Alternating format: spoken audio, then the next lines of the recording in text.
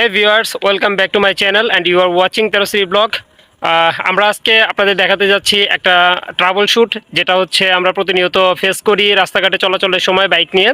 তো এই ধরনের প্রবলেম হলে মানে আমরা মাঝে মাঝে দেখতে পাই যে রাস্তাঘাটে হঠাৎ ব্যাটারির কারণে বা সেলফি স্টার্ট না নেওয়ার কারণে কিক ছাড়া গাড়িগুলোতে আমরা বিভিন্ন ধরনের প্রবলেম ফেস করি। সো এই প্রবলেমগুলো আসলে মানে হঠাৎ যদি আমরা ফেস করি, তো সেখান থেকে আমরা কিভাবে মানে প্রবলেমটা সলভ করে অন্ততপক্ষে সার্ভিস সেন্টার পর্যন্ত যেতে পারবো, সেই বিষয়টা নিয়ে আজকে আপনাদের সাথে কথা বলবো। চলেন যে আমরা ভিডিওটা শুরু করি। তো ভিউয়ার্স, আজকে যে বিষয়টা নিয়ে আপনাদের সামনে আসছি সেটা হচ্ছে আমরা বর্তমানে যে বাইকগুলো দেখি সেই বাইকগুলো অধিকাংশই হচ্ছে কিক ছাড়া বাইক। তো এই কিক ছাড়া বাইকগুলোর কিছু ট্রাবল শুট আছে, যে ট্রাবল শুট গুলো না জানলে আমরা মাঝে মাঝে রাস্তাঘাটে বিপদে পড়ে যাই। তো সেই ট্রাবল শুট গুলো নিয়ে আজকে কথা বলবো। তো ট্রাবল শুট গুলোর মধ্যে প্রথমত হচ্ছে কিক ছাড়া গাড়ি যদি কখনো রাস্তায় স্টার্ট বন্ধ হয়ে যায়, কিংবা এমন যদি হয় যে দেখা গেল যে গাড়িটার আমার ব্যাটারিটা হঠাৎ করে বসে গেছে, কিংবা কোনো কারণে আমার সেলফটা কাজ করতেছে না, তো সেক্ষেত্রে আমরা আসলে কিভাবে গাড়িটা স্টার্ট করতে পারবো এবং কিভাবে আমরা ওই বিপদ থেকে তাৎক্ষণিকভাবে উদ্ধার পাবো, এই বিষয়টা আজকে আপনাদের সাথে শেয়ার করব। তো যেটা হচ্ছে আমাদের গাড়ি যদি কখনো স্টার্ট বন্ধ হয়ে যায়, কিংবা আমাদের গাড়ির সেলফ স্টার্ট না নেয়, কিংবা ব্যাটারি বসে যায়, সেক্ষেত্রে আমাদের গাড়িটা যদি রাস্তাঘাটে বন্ধ হয়ে যায় হঠাৎ করে, সেটা আমরা কিভাবে স্টার্ট করতে পারবো এখন আপনাদেরকে আমি দেখাচ্ছি।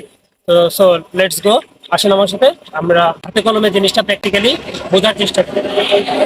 সর্বপ্রথম যেটা আমাদের করতে হবে সেটা হচ্ছে আমরা প্রথমে বাইকটাকে ডাবল স্ট্যান্ড করবো। তো আসেন আমরা বাইক থেকে ডাবল স্ট্যান্ড করবো।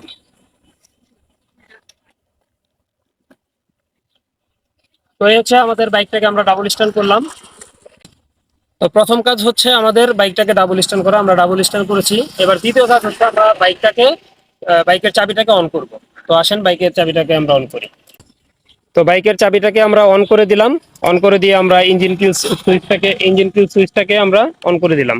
তো এখন হচ্ছে আমার বাইকটা কিন্তু অন অবস্থায় আছে, বাট আমার গাড়ি সেলফ আমি দিচ্ছি না, কারণ সেলফ দিলে এখন স্টার্ট দিবে, বাট সেলফ আমি দিচ্ছি না। এখন আমি দেখাবো কিভাবে গাড়িটাকে স্টার্ট করতে হয়। তো আমাদের 2 নম্বর কাজ হয়ে গেল, সেটা হচ্ছে বাইকের চাবিটাকে অন করা। এবার 3 নম্বর কাজ হচ্ছে আমরা গিয়ার শিফট করব। তো আপনারা একটু গিয়ারের কাছে চলে আসি। তো আমাদের গাড়ির গিয়ারটাকে আমরা মূলত 2 নাম্বার অথবা 3 নাম্বার গিয়ারে রাখবো। তো আমার গাড়ি 1 নম্বর।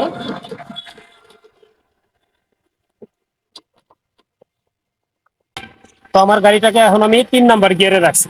তো এখানে যদি আপনারা চান যে 2 নাম্বার গিয়ারে রাখবেন, সেটাও করা সম্ভব, বা 3 নাম্বার গিয়ারটা একটু ইজি হবে।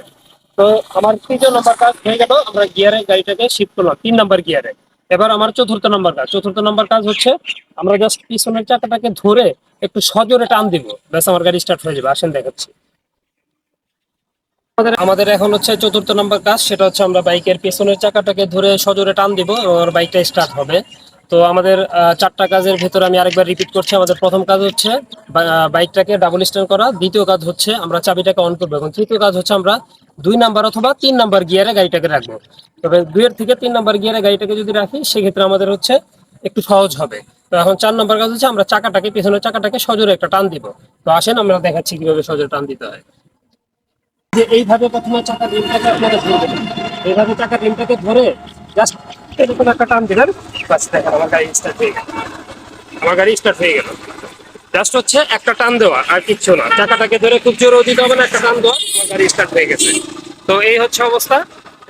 তো আমার কারো যদি গাড়িতে কখনো কোনো এরকম প্রবলেম হয়, জাস্ট এইটুকুই কাজ, আর কোনো কাজ না, এটুকু করলেই গাড়ি স্টার্ট হয়ে যাবে। গাড়িটা আমি এখন বন্ধ করে দিচ্ছি। তো এইভাবে হচ্ছে আমরা যদি কখনো আমাদের বাইক মানে কিক ছাড়া যে বাইকগুলো আছে, সেগুলো যদি আমাদের কিক ছাড়া বাইকগুলো এইভাবে কখনো রাস্তাঘাটে বন্ধ হয়ে যায়, কিংবা আমরা সেলফ স্টার্ট না দিতে পারি, অথবা আমাদের ব্যাটারি ডাউন হয়ে যায়, সেক্ষেত্রে আমাদের এই উপায়টা অবলম্বন করলে আমরা গাড়িটাকে সহজে স্টার্ট করতে পারবো, এবং অ্যাটলিস্ট আমরা একটা সার্ভিস সেন্টার পর্যন্ত গাড়িটাকে নিয়ে যেতে পারবো।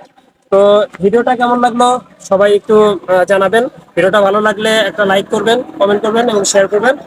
আর চ্যানেলের নতুন হয়ে থাকলে সাবস্ক্রাইব করে হয়ে যাবেন আমাদের পরিবারের একজন সদস্য। আর হচ্ছে আমার মতো এরকম কোনো রাস্তাঘাটে বিপদে পড়ছেন কিনা, সেটা একটু কমেন্ট করে আমাদের জানাবেন। তো এখানে শেষ করছি। ভালো থাকবেন সবাই, দেখা হবে নতুন কোনো ভিডিও নিয়ে।